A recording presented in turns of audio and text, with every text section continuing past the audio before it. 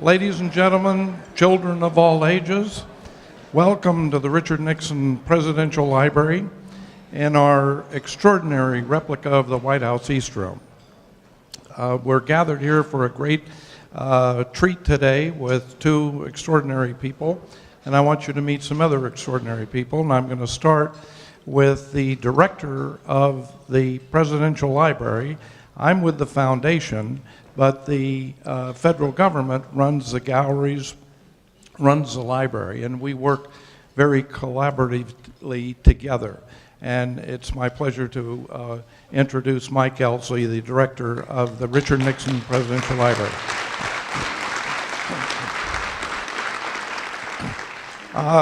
I'd also like to introduce the former chairman of the Richard Nixon Foundation of many years, my great friend Don Bendetti. Don, please stand.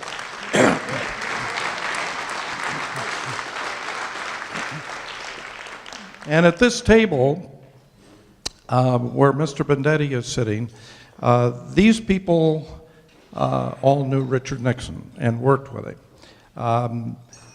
And one whose father joined his son, who is here today, in urging Richard Nixon to run for Congress. Now remember, that's back in 1946.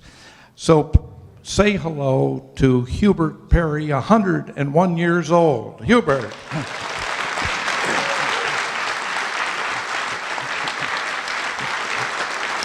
Hubert Perry.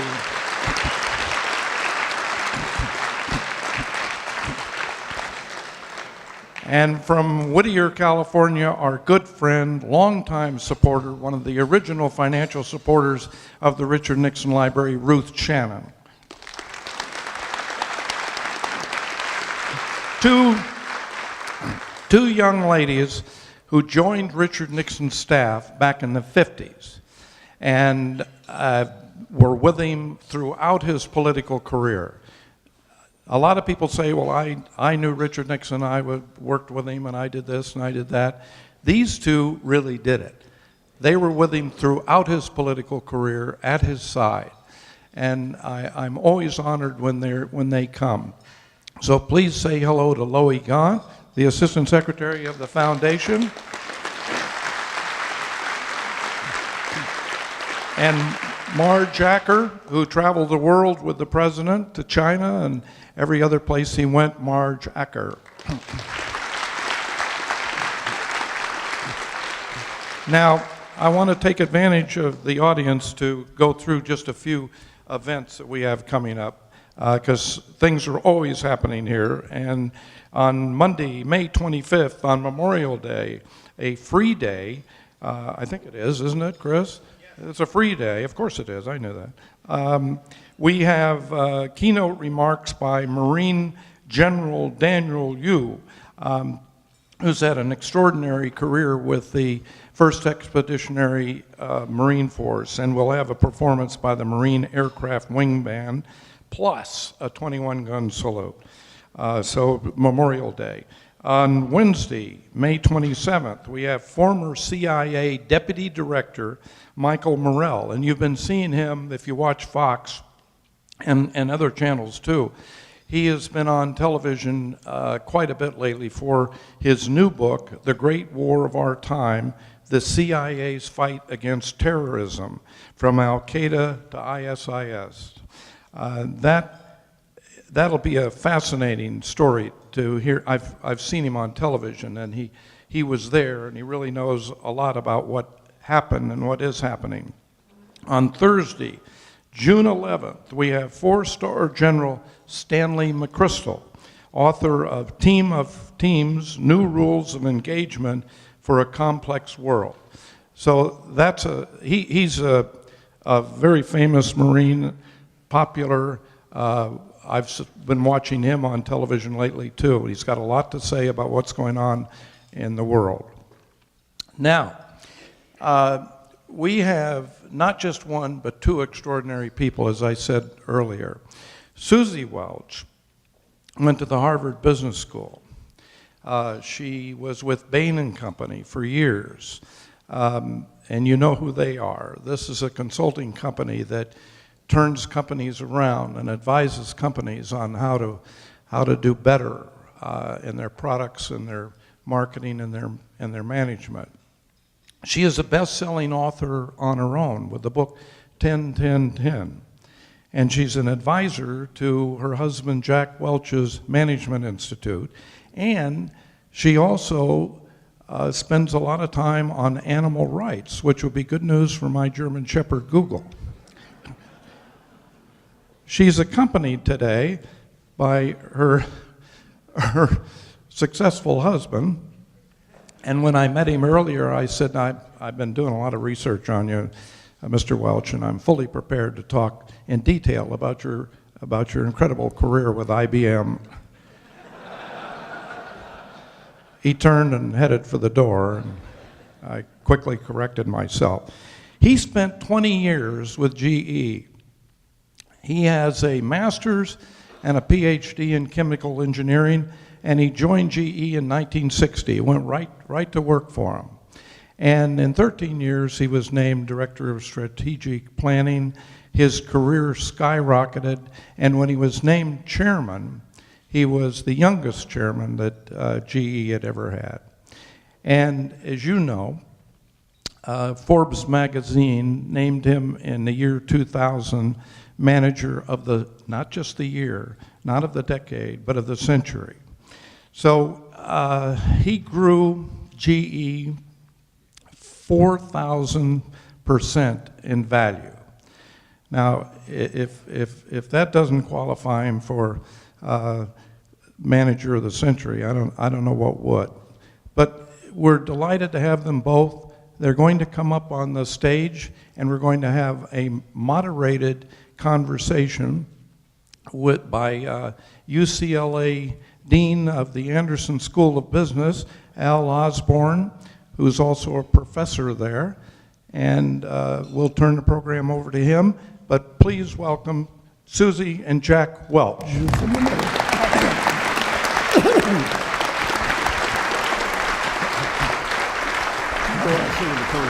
Yep.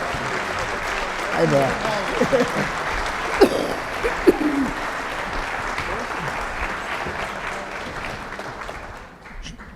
Al, the program is yours.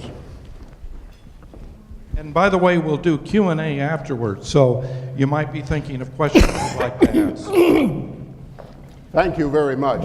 How's the voice? Shall we do a voice check on our distinguished guests? We're here. Mumble, say a few things. Jack. Henry, Yep, we got it. We're covered. we're ready. All right, ahead. That was what I was afraid of. All right. You got us okay? Well, good afternoon, everybody. I'm delighted to be here to help moderate a couple of distinguished Americans who really need no introduction for not only their own individual careers, but what they've chosen to do for the rest of us. So it's great to see you guys again. Thank you. You know, it's almost 10 years to the day that you guys were at UCLA, and we had a big convocation, and you talked about the winning book. So maybe this is meant to be. Yeah. So 10 years from now, what's it going to be? Let's hope we're here. Yeah, I know that. Not another book.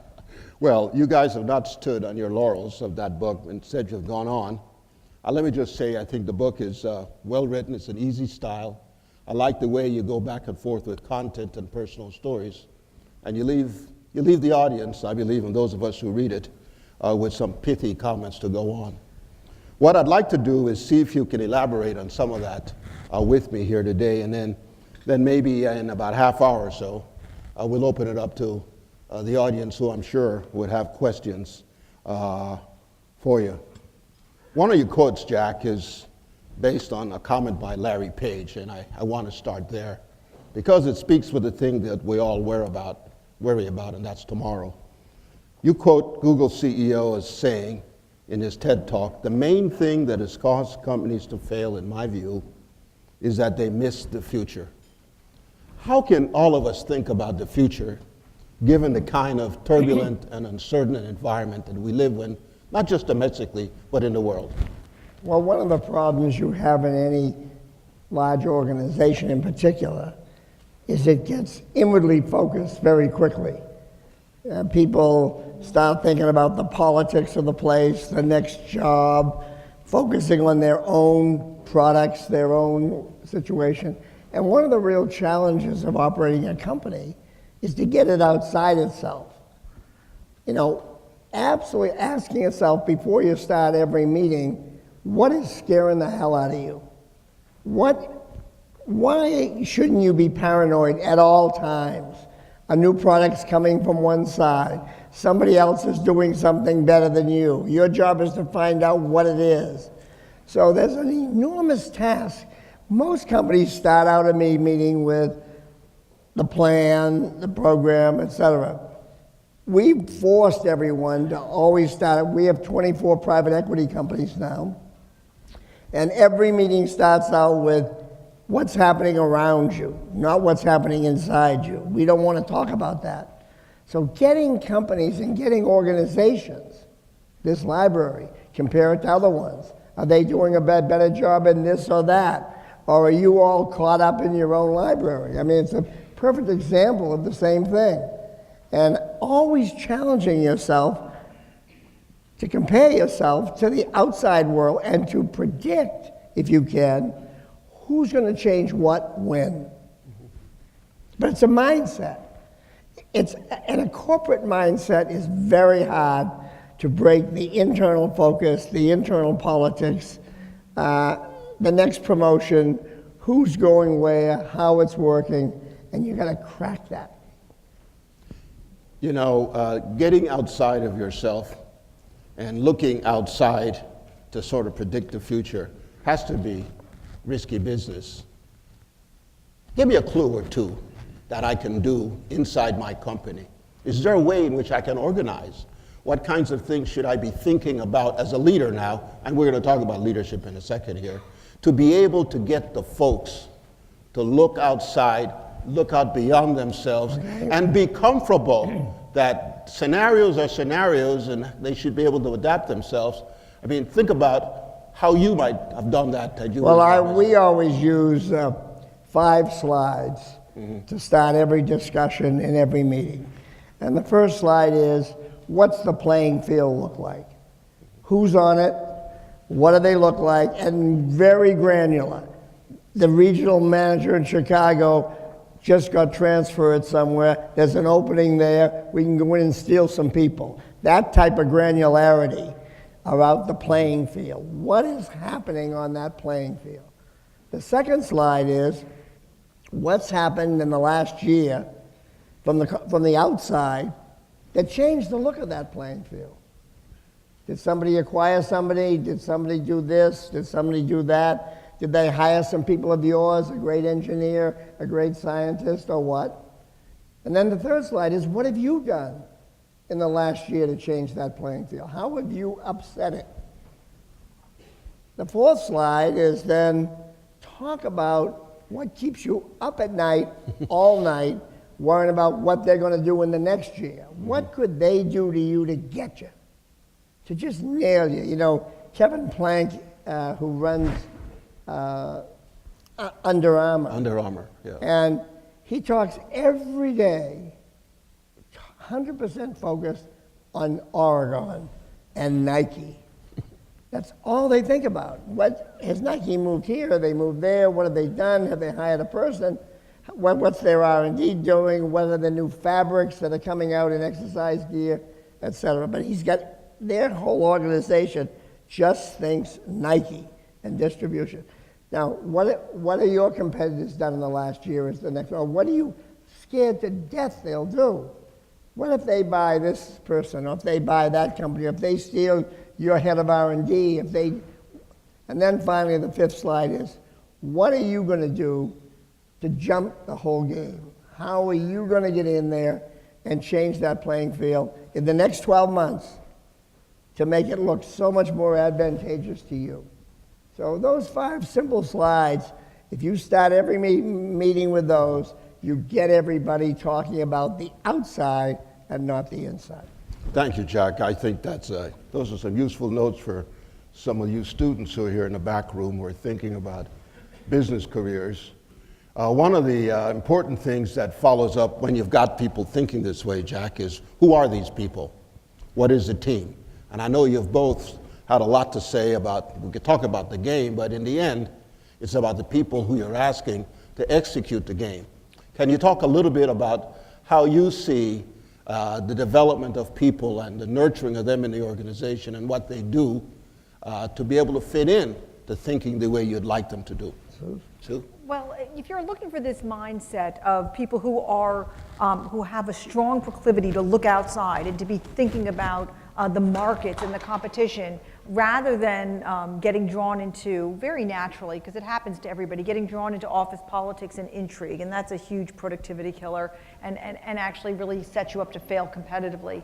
You know, you have to realize that when you're hiring people, you have to hire people with the behaviors that you're seeking. So very often you think just about skills. You know, can they do, you know, we need somebody who can do our social media and can do X, and you're really thinking about skills, but you also have to think about behaviors. We used to call behaviors values, and we used to write in Winning, we wrote about, you know, how important it was to develop a culture around values. And then we found more and more, as we talked about values, that it was very politically charged for people, especially after the election. And, you know, were we talking about family values or political values? And we said, okay, let's just stop this. We're talking about the behaviors you desire in your organization.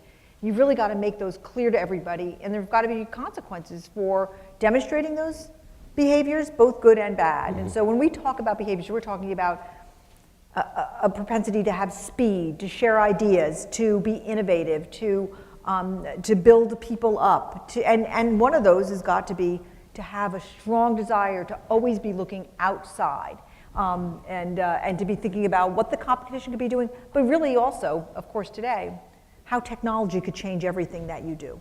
And technology is, and even our great organizations who don't innovate find themselves replaced by some peripheral company who didn't exist a few years ago. You were able to build a great enterprise, both organically as well as innovating in an area where there was more time. And much like Suzy said here, the speed to market and things are changing so quickly. You know, what can a guy like Jeff Immelt do to sort of speed things up, say, in a large organization like GE, your former company? Well, look, I think one of the problems most CEOs come into, in our view, is they're all going to be innovative, right? We're going to innovate, we're going to innovate, we're going to innovate. Well, what does that do to about 98% of the organization? It turns them off. Because they don't think they're Steve Jobs, they don't think they're Bill Gates, they don't think they're Thomas Edison, to go back a ways. And as a result of that, you get a mindset that innovation's over here. That's compartmentalized by these very unique, bright people.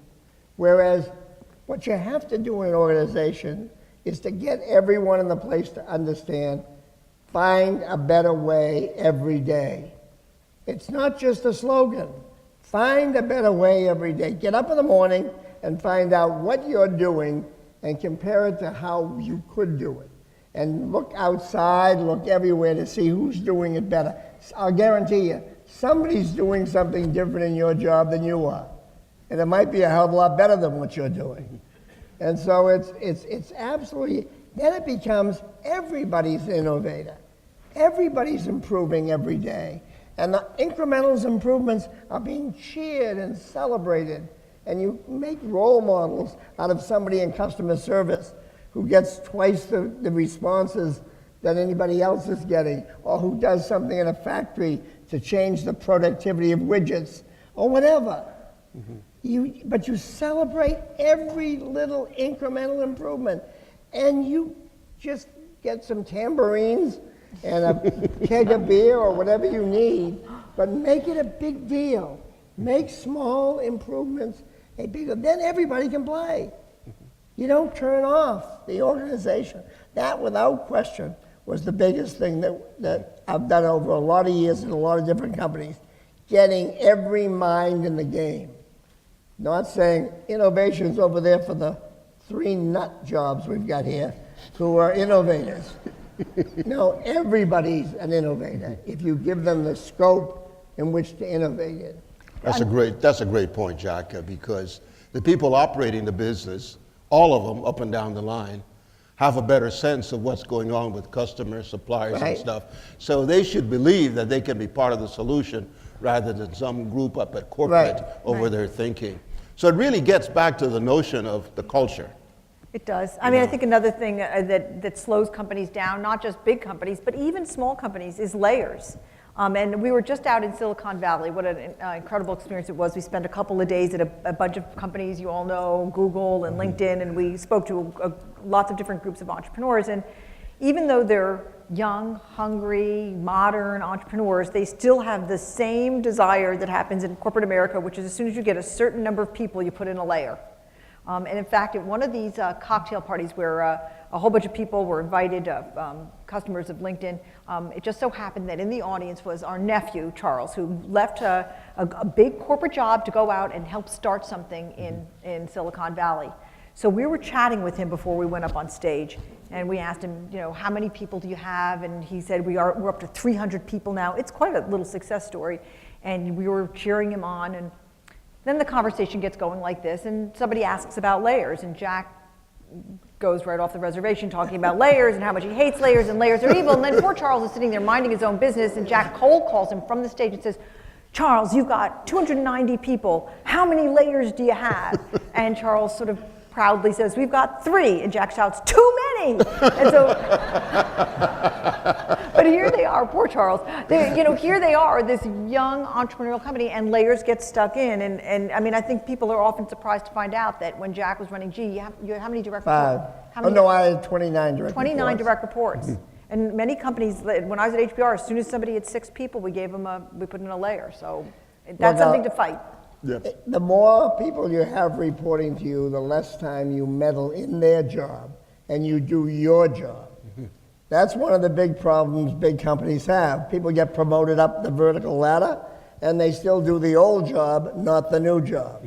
And so if you spread them thin, they won't meddle. Now the argument is, well, it might go out of control. It won't go out of control because you got some micromanager sitting on top of them. It'll go out of control because you didn't have enough good people. Because people love to have their own heads. Let them go. And not be sat on by all these bureaucrats who just compress everything on them. That sounds like power to the people inside the organization. Totally. I believe that totally. Now, the truth of it is actually, if you free them up, they'll do a better job Yes. for They'll you do a better job. than The sitting people over closest them. to the work, know the work Right. better than you do. And somehow managers can't get that in their head. And that can be in Silicon Valley in 2015, or it can be in General Electric in 1980. Managers think they have to know the work. The people know the work. Let them go, reward them, kiss them, hug them, reward them in the soul with praise, and reward them in the wallet with cash. And that's the way you get the whole thing going, giving people their heads. Make champions of the little people do Right. all of the work. Yeah, right. I love it. I love it. Let's talk about the teams then, Jack, Yep. a little bit. You know, you guys have talked about truth and trust a lot. Yep. Can you share with us a little bit of how you build a performance-oriented culture that's innovative, that can deal in a turbulent world with truth and trust as your bedrock? Well, I think in the end, in any organization, there's a book a week on leadership. There's a book a week on management. But in the end, it all comes down to, do you have an environment of truth and trust? We've thought about this for 30 years, and Susan and I have batted this around forever. And we think these are the 2 things that you want to get in your organization. You want to relentlessly flex the trust muscle by giving people their heads, not shooting them when they make a mistake, by letting them know you've got their back when things don't go perfectly. And you want the truth muscle because truth gives you speed. When you get truth in an organization, you can act. Now, most corporate meetings are filled with spin, not truth, spin, where everybody's got it, whoa, let me paint the picture this way. Let me paint it this way. And think of the budget review. You've all been through budget reviews in your life, right? Let's say You're the boss, and I'm coming to you to give my budget presentation. I come up and I spend 3 months, 2 months with my team grinding through numbers and stuff, and then I've got a presentation to you. I tell you how crappy the market is, how tough the competition is, how brutal the world economy is. All I want to do is tell you, all I can do is 2. You come in with your nice white shirt on and sit across the table from me in a windowless room often, without customers, without competitors, and you pound the table, I want 4. And we go back and forth, 2 and 4. And then what do we end up with after 5 hours when nobody there matters? 3 is the budget for the next year. Human beings have negotiated a deal. Budget should be abolished. It's the worst idea ever invented. What you want to know is 2 numbers. How am I doing against the competition? And how am I doing against last year? Those are real world measurements. Your budget isn't a real world measurement. It's you and your cleverness in negotiation.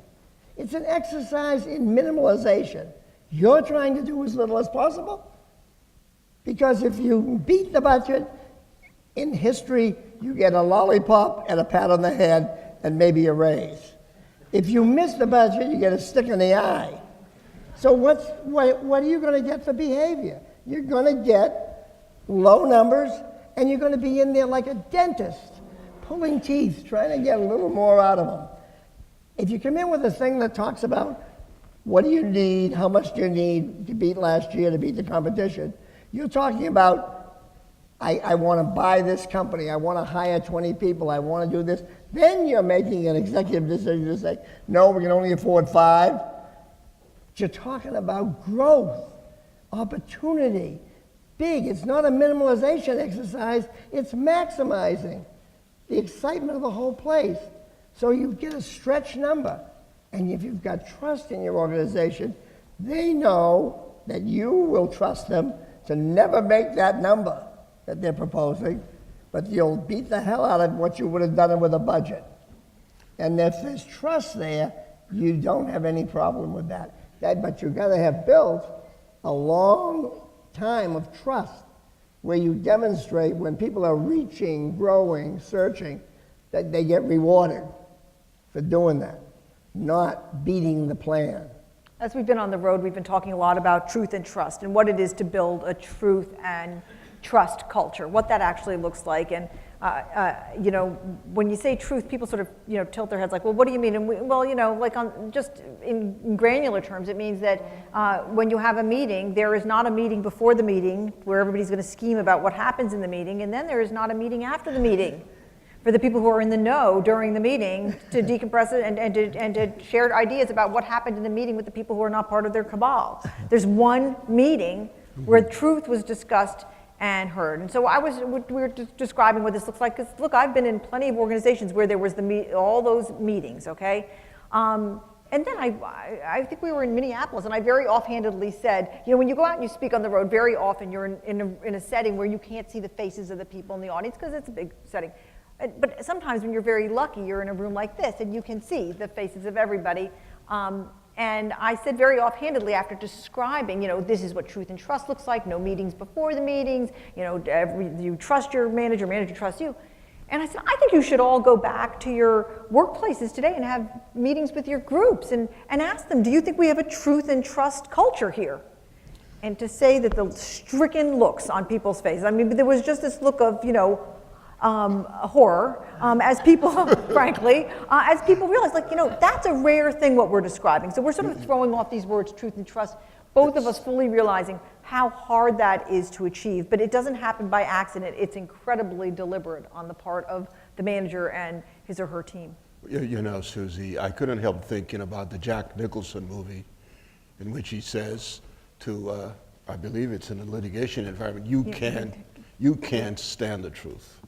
Or I think that's the problem we have. The truth is hard, very hard. For us to kind of say in a way without worrying about the sanctions that are going to happen along those lines.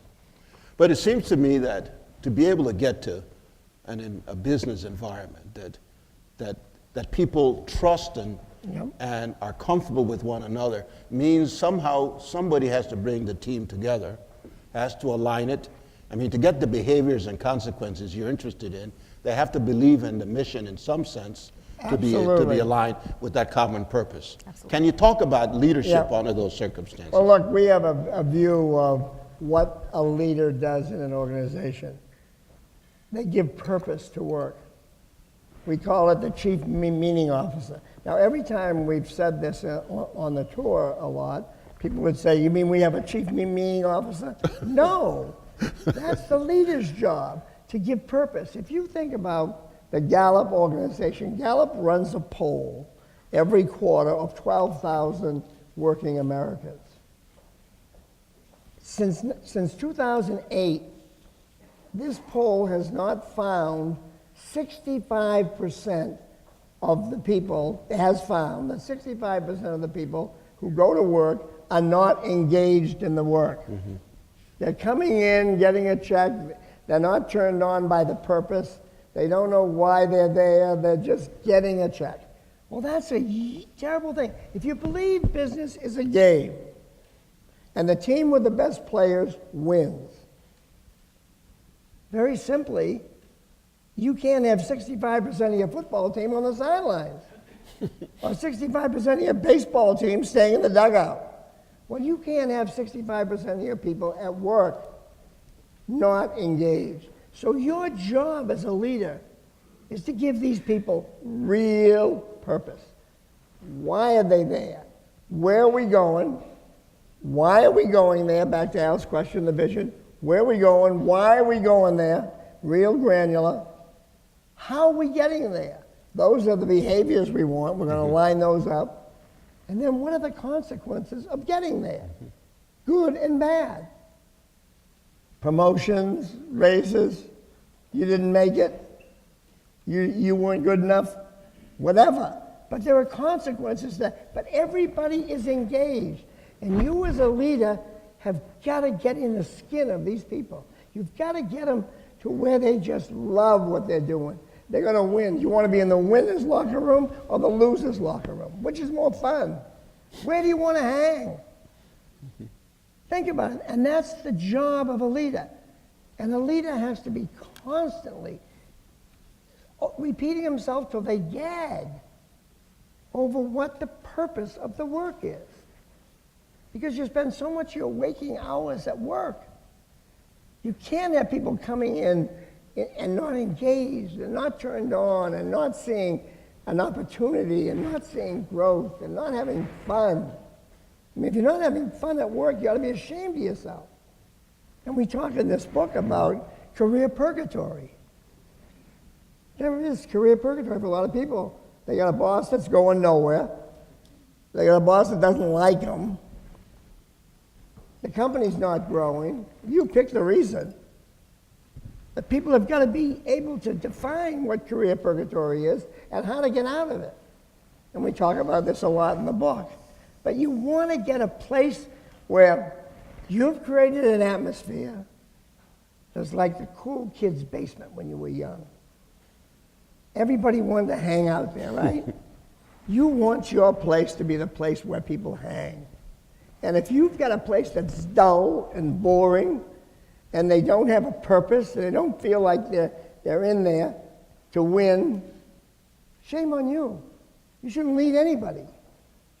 You shouldn't bother people. Your job is to excite them and turn them on. Well, given that we're in this wonderful library, I couldn't help but think about politics, Jack. So you guys have written a wonderful book, but you're silent on some of the issues we might face in terms of leadership and government. So I want to ask you a couple questions along those lines and see how we can apply your lessons to some of the challenges we face in Washington. You know, think about the Congress. I mean, we got the Republicans and the Democrats, and they can't get together. There isn't a team pulling for us, let's just say America, right now. presumably the bipartisanism is making the game very difficult for stuff to take place.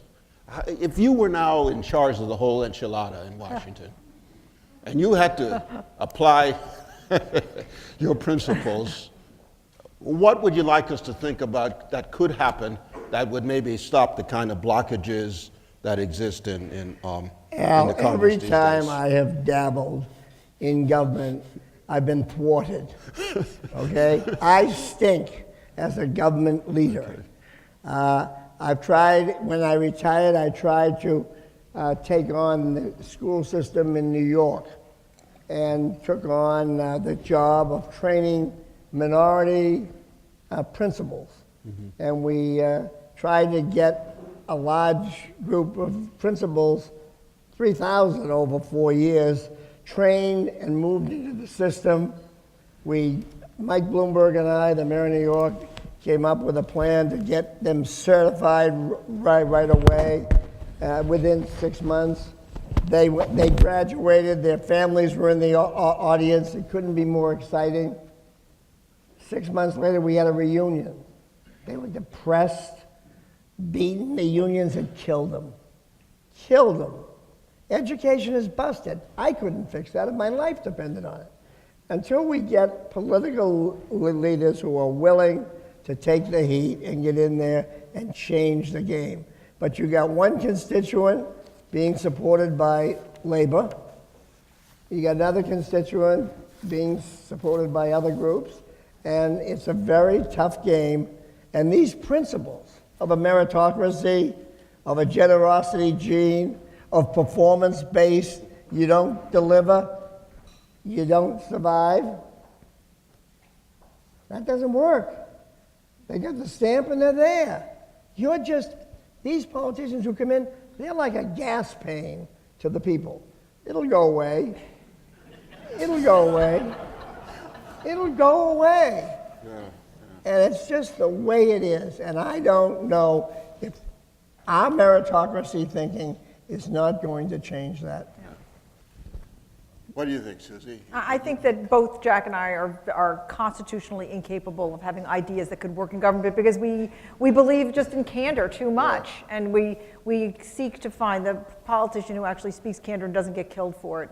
You know, you speak the truth and you're twisted and so we are watching on the sidelines and hoping and praying. Al, and one of the things that we have found in going around to these, we've talked to over 1.25 million people in the last 10 years, in Q&A sessions like this, to much larger ones, even smaller ones. And the one thing we really see more than anything that kills us is when you ask people, do you know where you stand in your company? Do you know what your boss thinks of you? Do you know what your career opportunity is? Do you know where you're going and what you have to do to win in your company for you personally? We don't get 10% of the crowd. At Google, we got about 50%, which was the best we've ever had. And that's half of them there in the room. And the guy moderating the conference was the head of HR. And they couldn't come up with more than half knew where the hell they were going. And it's frightening that corporate America doesn't let everyone know where they stand. Candor is an important part. We used to evaluate, and we still do in our private equity companies, every quarter, you write down on a little handwritten card, here's what I like about what you're doing, and here's what you can do to improve. Handwritten note. 4 things maybe. You sit across from each other, and you have that real talk every quarter, so that everybody always knows what the score is for them. And then you get these nonsense managers who are too kind to tell everybody where they stand. They're nice people. They're too nice. Quote, they're actually the cruelest people that God ever made. Cowards in management are the cruelest people ever. What happens in 2008? The boss says, we've got to get 15% out of the cost right away. The markets are collapsing. We've got to move right now. Think about it. What does the boss, he or she, do? They walk down the hall, they look at Mary and Joe or whoever, and they say, look, I'm sorry, we've got to let you go. The market's collapsed. And Mary and Joe look up and say, why me? Well, really, you're the worst we have in the group. And Mary and Joe look up and say, well, we've been here 31 years. No one's ever told us before. That happens all the time. That's what cruelty is. You want to be a transparent leader. You want to fight every day to be a transparent leader. If you're any good as a person, you're a transparent leader. Nobody's guessing where they stand. Nobody's guessing what the plans are. And if you make an acquisition, everybody knows who's going to go where fast. You don't leave uncertainty in the place. That's what cruelty is. I'm too kind? No, that's just plain wrong. Now, on the other hand, with this obligation, and people aren't delivering, you've got to remember to love them as much on the way out as you loved them on the way in. You've got to be decent, you've got to give time, you've got to give severance, you've got to do all, because you owned it, you hired them, or you inherited them. So you have no right to just shoot them in the night for the first time you show up.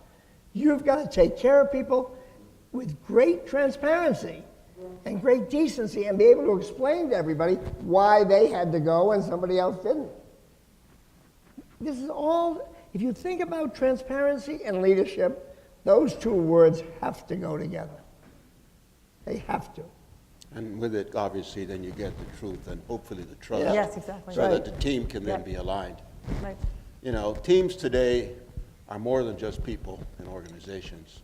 Some companies now have a lot of robots that are doing a lot of the work. Seems to me a robot can be pretty much programmed to do what you need to do.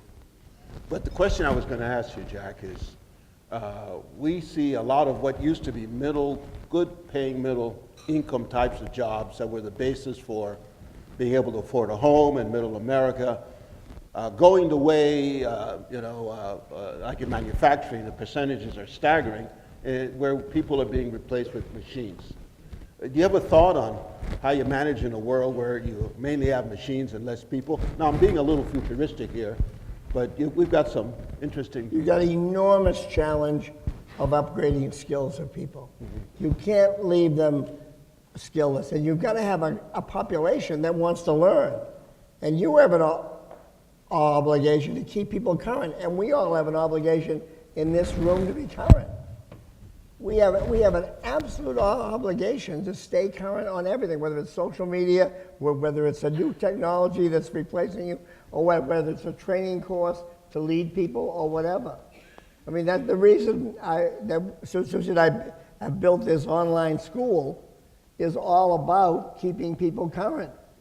And we have an online school where we're trying every technique in the world to change education, where the customer the customer is the student, not the faculty. So the student polls the faculty twice a quarter to say, I'm getting what I want, because the average age of our student in our class is 38 years old. And they know what they want, and they know the value they're after.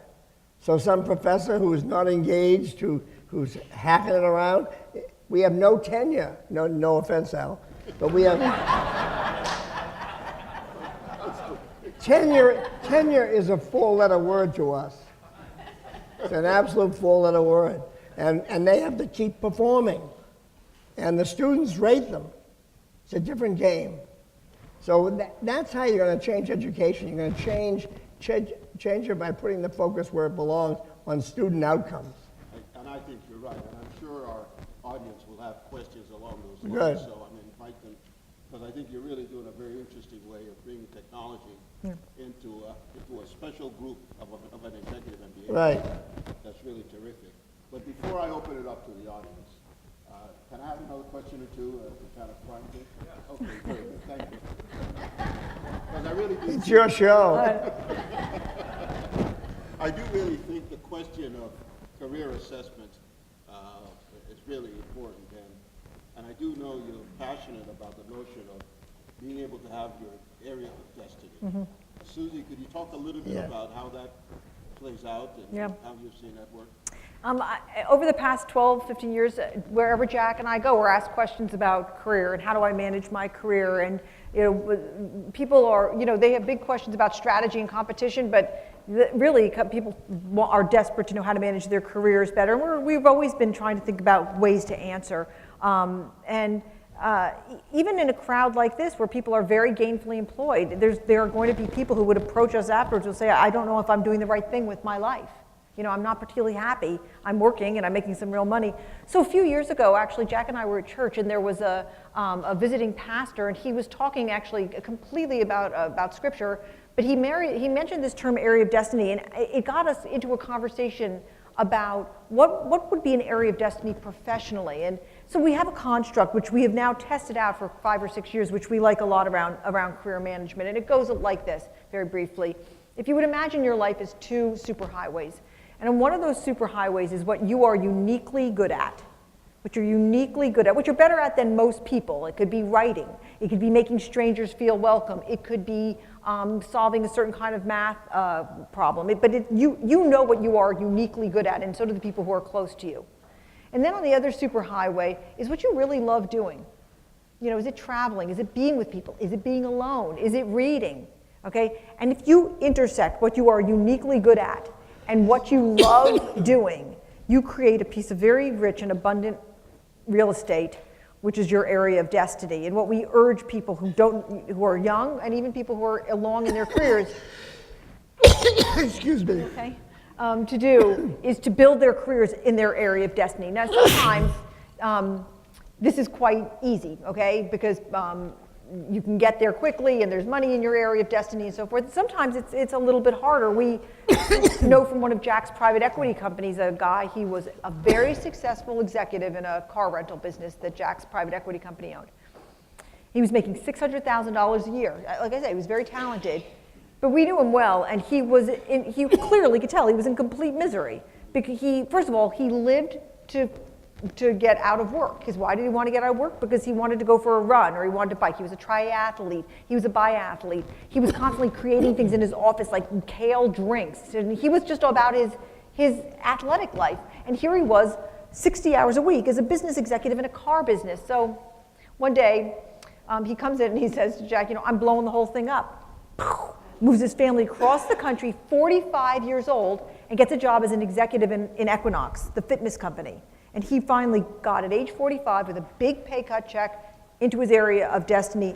He's the happiest person in the world. Area of destiny, though, is about sort of getting there before you have the midlife crisis, and getting there when you're still young and flexible enough to acquire the extra skills you need to be. We'll talk about our son. We have one of our best favorite test cases with area of destiny actually involves our own son, who graduates next week. But when he was in high school, he was we all thought, he was very talented at science, right? Good at science, loved geology, loved astronomy, always got A's in those subjects. So he was also a good athlete, and he ends up applying and getting into Cornell, early decision, to go right into their earth sciences program. We're very proud, yay, our son's gonna be a scientist, off he goes. And what happens his first semester at Cornell? He encounters the kids who are uniquely good at science, okay?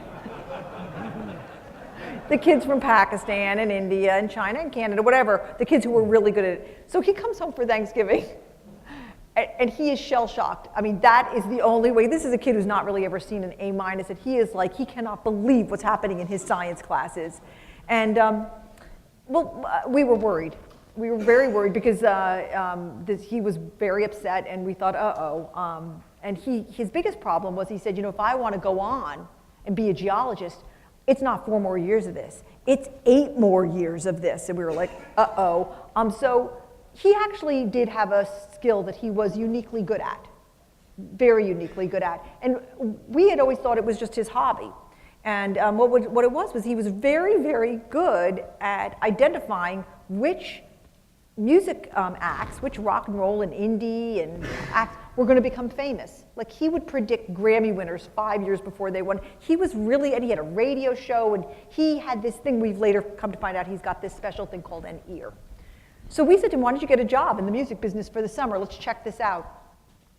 Quickly gets a job at Sirius XM Radio. They interviewed him on the phone. They hired him on the spot because they'd never heard a kid talk about music like this. He goes in, and we don't see him because he's working till 9 o'clock every night. He's in his glory, and somewhere around early July, he comes home at 9 o'clock. We're having a late dinner in the kitchen. He's like walking 2 feet above the ground. He's glowing from the inside, and he says, guess what? I can actually start working full-time right now. If I'm going to quit school, they'll take me. And we were like, no, that is so not happening. That is definitely not happening. But the case was made. Here was a kid who was truly in his area of destiny, loved doing it, and actually graduates. He went back to Cornell, changed his major to music, and he graduates. He's got 3 great jobs. He's going right into the music business. So, yeah. That's a great story. Well, I'm going to ask one more question, and then you guys can jump in if that's all right with you. I just kind of want to conclude my formal talks with a comment from Peter Drucker. And you know Peter, right? Yes, very well. Peter used to say that culture eats strategy for breakfast. You remember that quote? Absolutely. Great quote. What does that quote mean to you? I mean, in the context of what you've said about your real life MBA, just extemporaneously share with us. It's exactly what we were just talking about, building this team, getting this team around a common mission, exciting them to be there with purpose and driven, and always creating the winner's locker room. Just making it an exciting place where everybody participates in the rewards. Everybody. I mean, one of the great things of a career is you can see people grow. You can see them participate in the winning. We had 60,000 people with stock options every year. And we used to sit on a Friday and get those big fat IBM runouts, and you'd see an engineer in a factory in Tupelo, Mississippi, in a motor factory, making $85,000 a year, cashing in $600,000 of options on a Friday. We'd all high five and say, what a hell of a weekend they're going to have, you know? That was really, that's what it's about, making this place fun and turning everybody on, changing lives. And that's what Peter's talking about here. Peter has so many pithy statements. I met somebody in line today whose daughter just graduated from the Drucker School. I don't know, are you still here? And she was talking about what an experience it is there because they're teaching such great stuff. I mean, he had outsourcing pegged before anybody ever did. Always make somebody else's, your back room, somebody else's front room. Like the cafeteria operation in a corporation. Outsource that to a cafeteria company so the employees see vertical promotions because they're in the cafeteria company. Nobody in a coding operation that's working in the cafeteria there is ever going to grow in a high-tech company. But in the cafeteria establishment that may have 50 locations, they'll become division managers. Always make your back room somebody else's front room, and that'll give people hope and growth and opportunities. Those pithy statements he had were unbelievable. Well, you know, I could go on all afternoon with you guys. Thank you. But I think it's, let me just take a moment and appreciate what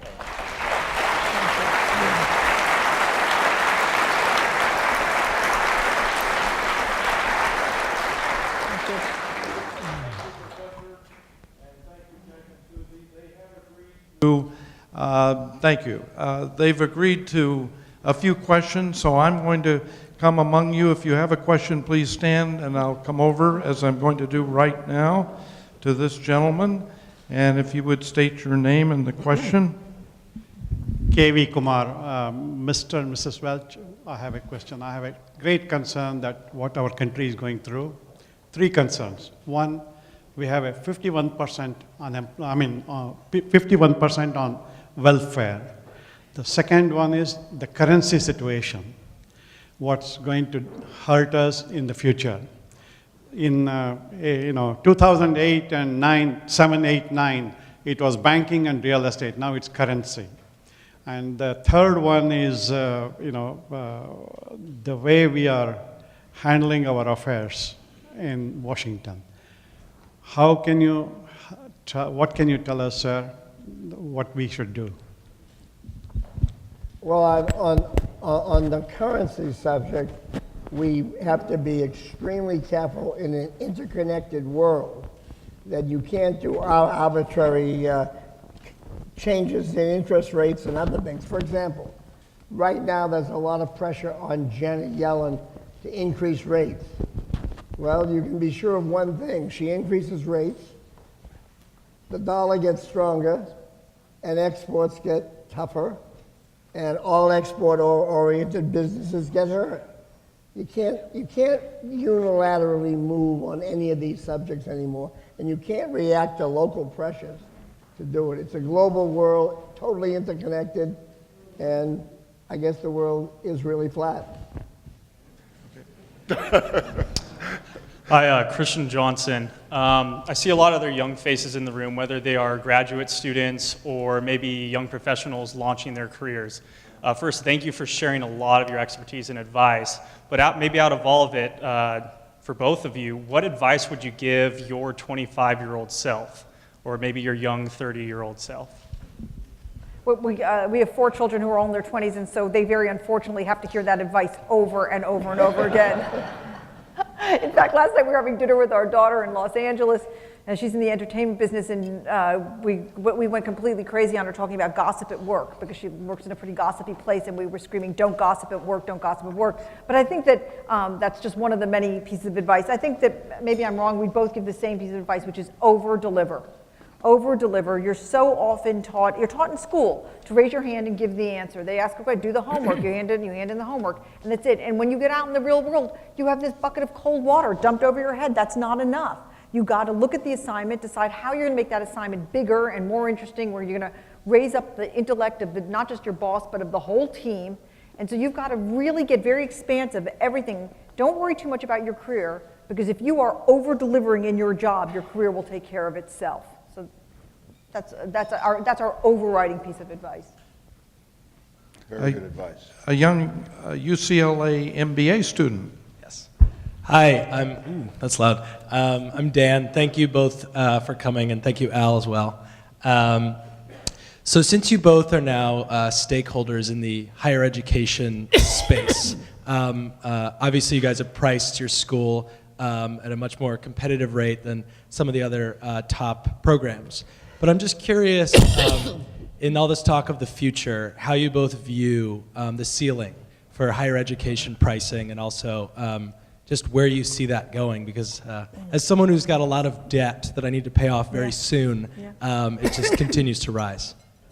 Go ahead. All right, so we have just I'm going to let Jack drink a little bit while I cover for him here. I think that we have a totally different model, and the reason why we have this totally different model of a completely online school where you pay $39,000 for your complete MBA is because we think that there's too many people who graduate with a huge amount of debt, and then you're just starting far behind even the starting line, right?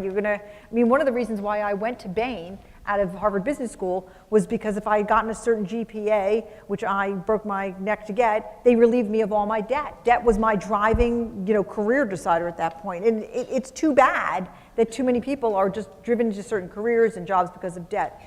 And so we think that right now, if you're in a top school, and we put UCLA in that school, that top tier of schools, that model's not going to change because the recruiters still show up. So you pay a lot of dough, and you take 2 years off, and so you're losing your salary, and then your parents or family or yourself, in my case, I was paying myself for business school.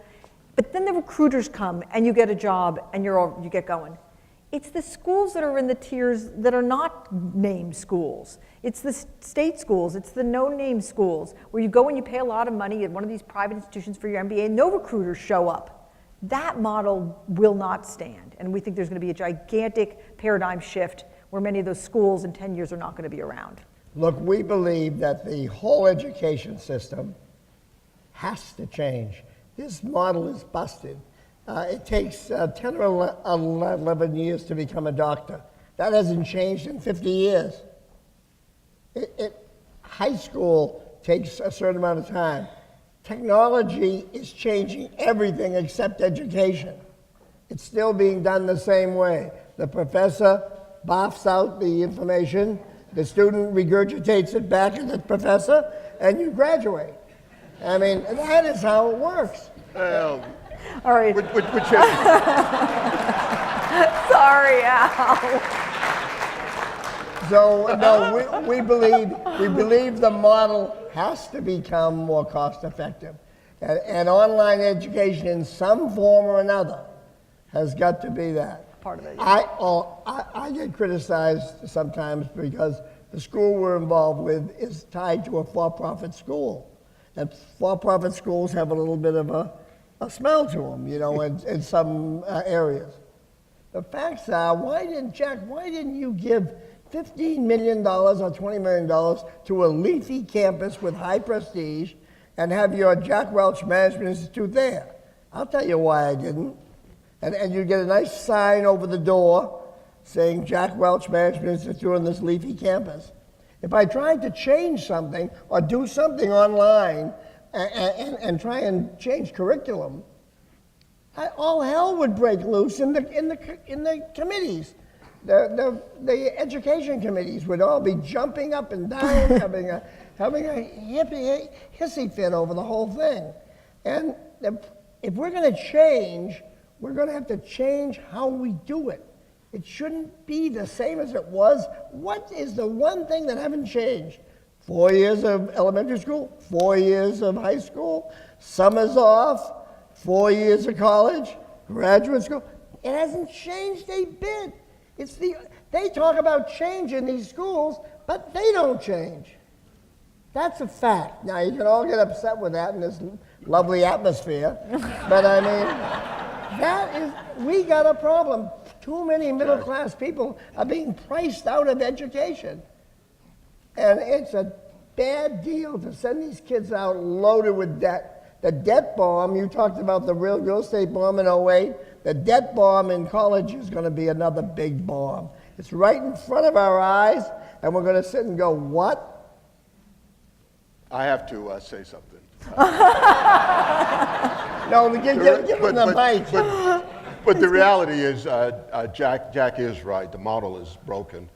You know, we live in an economy where, take the two biggest industries, healthcare and education, at 50% of GDP, and they haven't innovated in any significant way. And that has to change because we can't afford it. But what's happening is, even at the Anderson School, for example, hybrid models, online education is coming along. And it will be online educators, perhaps starting with proprietary schools and others, that's going to drive the model. Now, the good thing about what Jack is doing is he's captured a niche, the executive MBA program, of people who are very busy, that need to have the real MBA right at them because they have a whole lot of other things that they're doing in their life. They don't have time to come to a leafy university for a couple of years and just sort of hang out and have fun and then think they're going to come back in the market. Now, the top schools will always be the top schools, you're absolutely right, but there's going to be a whole shakeout as a result. And the top school, whether it's modified MOOCs and hybrid education and so on, involving online and Skype and whatnot, we'll get used to all of that because our kids, the millennials, if I can speak to the young men there, really look at it that way. I know of some experiments that would make the California Teachers Association cringe. The question is, could you ever get it done? Yeah. Given your experience. You know, congratulations. You're one of a few that recognize that, and that we appreciate the hell out of you understanding that. We were at an Ivy League school, one of the top 3 schools there in the East Coast, and they invited us to come to their advisory meeting of their advisory board, and we were there Suzy and I were there for 2 hours. And we listened to these people debate changes that were so minuscule, spending hours talking about moving the needle, not even you could see it. And they're going to consider some online work. Consider the whole world's doing online work. And this is the number 1 or 2 school in the world by brand. And it was the most stultifying conversation we've ever sat in our life. So those are the facts. Well, we need transformation in education God if we're bless going to you. be able to serve our children in a way effectively. I mean, we can't have debt. I mean, as you all know, it's the debt for education is larger than consumer credit right now. Right. And that's bad enough. Anyhow, All right, we're continue. going to take a few more questions. We have probably observed that most amazingly successful business people, CEOs, retire, they take their gold watch, they move to the Hamptons and play canasta. Not Jack Welch. He has speaking engagements all over the world, written 3 incredibly successful books on how to do better with your life and your business. He advises equity firms, but I think most important is he's created the Jack Welch Management Institute, and he's educating people about how to do better in leadership and teamwork and values and honesty and the things that you're hearing here today. So to ask a question about this is David Long from the Mike Ferry Organization. Hi, thank you, Sandy. My question is, you have this institute. What's your goal? There's 1,000 students now. What's the goal? Where do you see it going? Infinity. Okay. No, we want to get to thousands. Look, I taught at MIT for 5 years after I left at the Sloan School, and I loved it. But I had 40 kids in my class, and we had 600 signing up to come take the class, and all we could have was 40. Now we're touching 940 of them every day, and we're trying to impact their lives. The students in our courses, for example, while in school, 70% of them get promoted while they're at school. And the average raise in the school is 18% while they're there. So they're not taking on debt, they're getting raises, they're getting promotions, and we're changing lives. It is the ultimate turnaround. I met a fellow here today in the line. Yeah, There there's one he of our is. students right there. There's one of our students. He's been there 6 weeks, though, I guess, right, John? Thank you. And it's so, we saw 7 of them in San Francisco, and they're having an experience of a lifetime. I think you want to spend. Go ahead.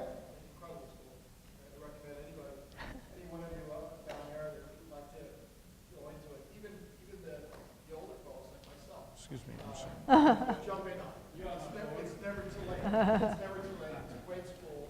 Thank you for coming. It's changing education. I have to say it as someone that's in it. Thank you, John.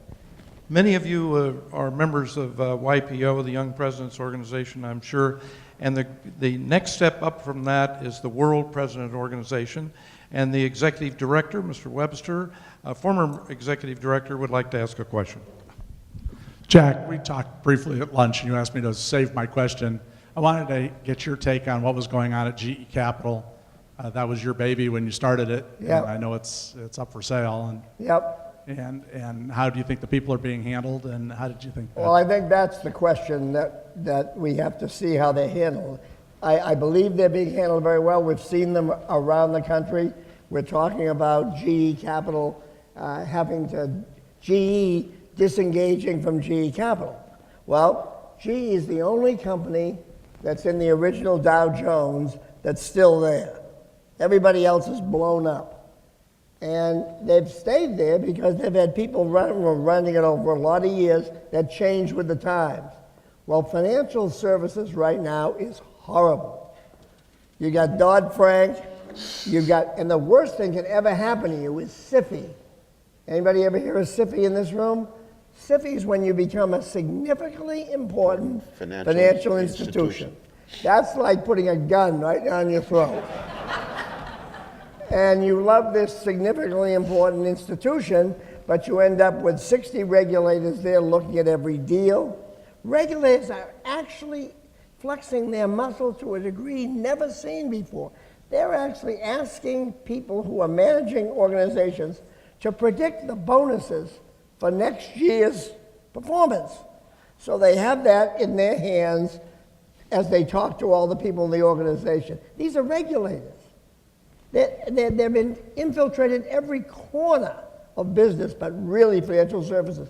So GE can no longer, with the capital requirements in the bank, get the returns that we're getting. So they're leaving that game, going back to where there are more returns. We had a wonderful 27-year run.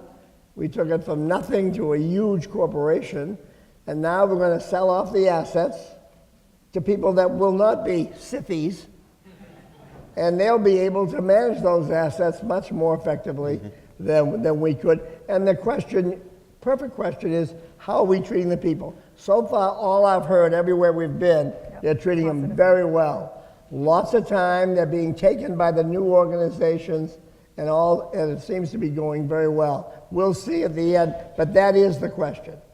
But for GE, on to something else. Don't hang. It's like playing basketball with skates on. Doesn't work very well. It's a different game now, and your playing field has changed. Here's a question from a Cal State Fullerton finance and accounting major. Hi, Mr. Welch.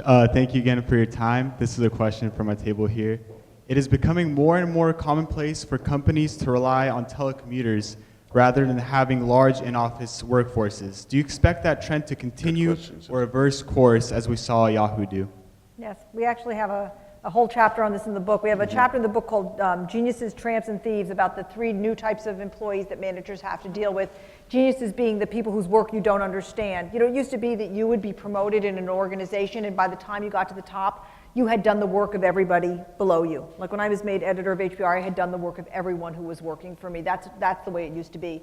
But now you can be the CEO of a company with hundreds of people, and they're all coders, and you're not a coder. And so that's that section of the chapter. But the second part we call the tramps, and that's 35% of the US workforce right now works virtually, works remote, works from home, works from offsite.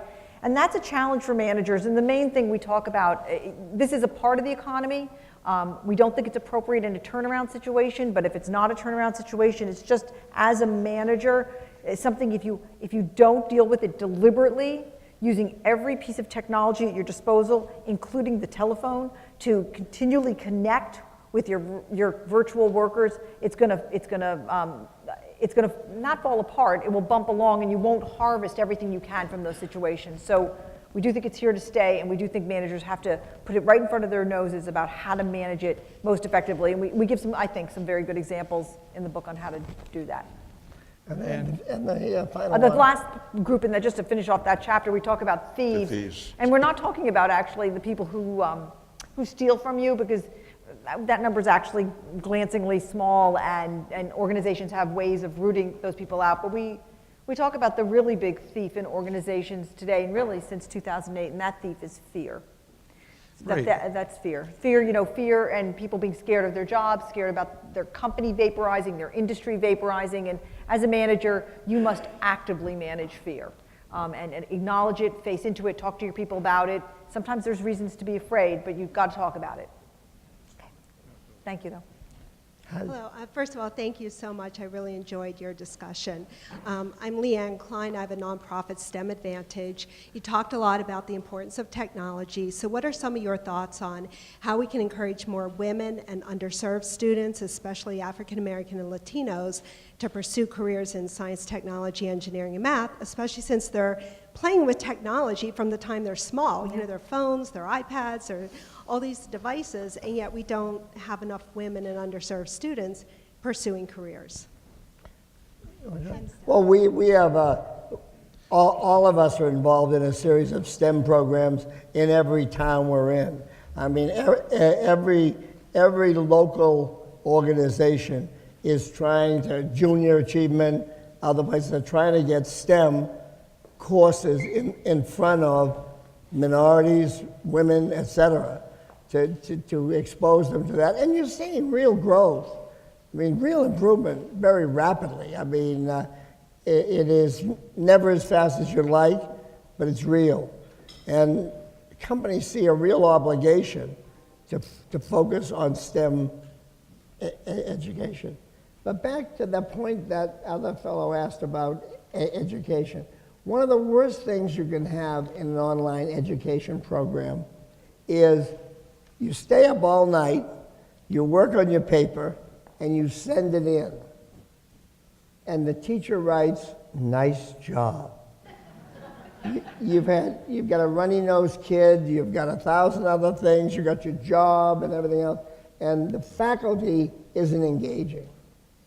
And that's what has to change. And we work like crazy to get the faculty to engage. We have computer screens at headquarters where we notice exactly how many engagements each faculty member has with a student during the course of the week. And if they're not, and we started out at 25 students per class, we're now down to 20. We don't know if it should be 15 to 18, because you've got to have, on an online school, you've got to do everything to try and create socialization. It's the weak part of an online education. It's the missing link, the interconnection and back and forth with each other that you get in a face-to-face school. And that's true not just in schools, but it's true also every time you're managing virtually, that you have to use these kinds of devices to make sure that the socialization occurs. So that's really the ballgame. Ladies and gentlemen, let's thank Jack and Suzy Welch, Professor Osborne. Thank you.